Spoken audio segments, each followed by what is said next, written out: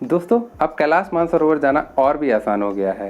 कैलाश मानसरोवर जाने के लिए पहले हमें काठमांडू होकर जाना पड़ता था या फिर दूसरा सिक्किम से होते हुए नाथुला पास से होते हुए हमें चाइना को फॉलो करते हुए कैलाश मानसरोवर की यात्रा करनी होती थी। लेकिन हमारे पास जो तीसरा ऑप्शन था जो कि एक ट्रैक का रास्ता था उत्तराखंड का, लेकिन अब BRO यानी border road organisation of India ने उसे अच्छा सा एक रोड बना दिया है 80 किलोमीटर का, जो कि उत्तराखंड में दारचूला से लेकर लिपुलेख दर्रे को कनेक्ट करता है। लिपुलेख दर्रा जो कि चाइना बॉर्डर पे आता है। तो चलिए इस वीडियो के माध्यम से मैं आपको बताता हूँ कि आपको क्या क्या फ़ायदे होने वाले हैं, क्या क्या बेनिफिट्स हैं इस रूट से ट्रैवल करने में, कॉस्ट में क्या आपको फ़ायदा आएगा, क्या क्या चीज़ें आपके लिए अच्छी होंगी। तो प्लीज़ इस वीडियो को देखते रहिए एंड तक। एंड प्लीज़ अगर आप मेरे चैनल पे नए हैं तो प्लीज़ इसे सब्सक्राइब कीजिए एंड बेल आइकन को दबा दीजिए, क्योंकि ट्रैवल से रिलेटेड सारी वीडियोस आपको मिलती रहेंगी।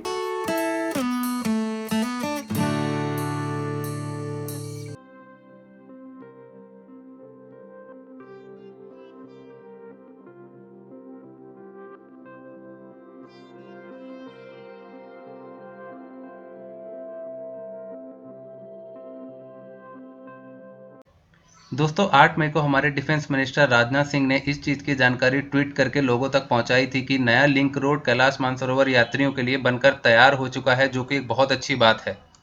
अगर हम बाकी रूट की बात करें तो पहले हमें नेपाल के रास्ते से काठमांडू, जो कि उसकी राजधानी है, वहां से होते हुए माउंट कैलाश की यात्रा करनी होती थी।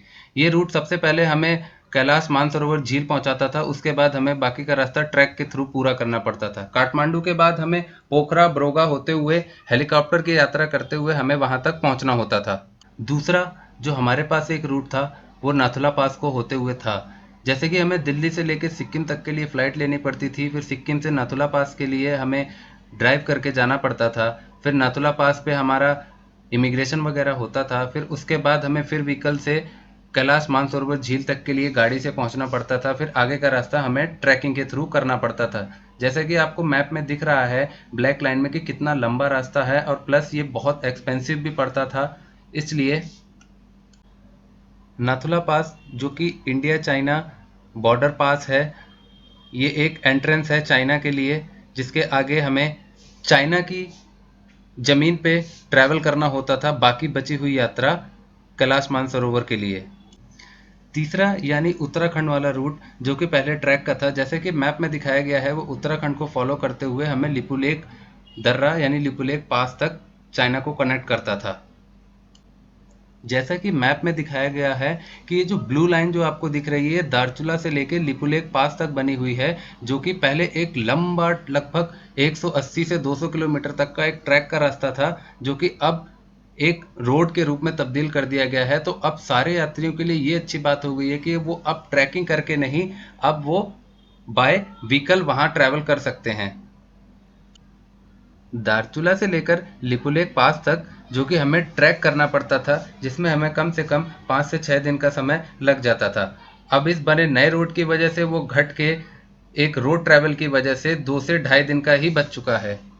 अब हम बात कर लेते हैं कैलाश मानसरोवर यात्रा के लिए हमें कितनी कॉस्ट पड़ा करती थी। पहले अगर हम काठमांडू यानी वाया नेपाल जाया करते थे तो उसमें हमें लगभग 1,80,000 रुपये पर हेड खर्चा लगता था। दूसरा जो कि सिक्किम यानी नाथुला पास से होते हुए हम कैलाश मानसरोवर की यात्रा जाते थे, जो कि सबसे एक्सपेंसिव है, उसमें हमें कम से कम 2.5 लाख रुपए का खर्चा लगता था, जो कि सबसे ज़्यादा लंबा रास्ता भी था और सबसे लंबा खर्चा भी लग जाता था, सबसे ज़्यादा खर्चा लगता था। तीसरा जो कि एक नया रास्ता तैयार हो चुका है, जो कि बहुत अच्छी बात है, उसमें ये कॉस्ट सबसे कम आएगी, लगभग 1.5 लाख रुपए पर हेड खर्च होगा। क्योंकि मैं रीज़न बताता हूँ, क्योंकि पहले क्या होता था कि 80% रोड ट्रैवल हमें दूसरी कंट्रीज़ में करना होता था, लेकिन अब 84% ट्रैवल हमें इंडिया में करना है और 16% ट्रैवल ही हमें दूसरे देशों में करना है, जैसे कि चाइना। तो ऑब्वियस सी बात है कॉस्ट कम आएगी। दोस्तों होप आपको ये वीडियो पसंद आया होगा, सो प्लीज़ नीचे दिए हुए लाइक वाले आइकन को प्रेस कर दीजिए एंड कमेंट बॉक्स में लिख के अपना ओपिनियन ज़रूर बताइएगा कैलाश मानसरोवर यात्रा से जुड़े हुए इस नए लिंक रोड के लिए। तो प्लीज़ तब तक के लिए थैंक यू।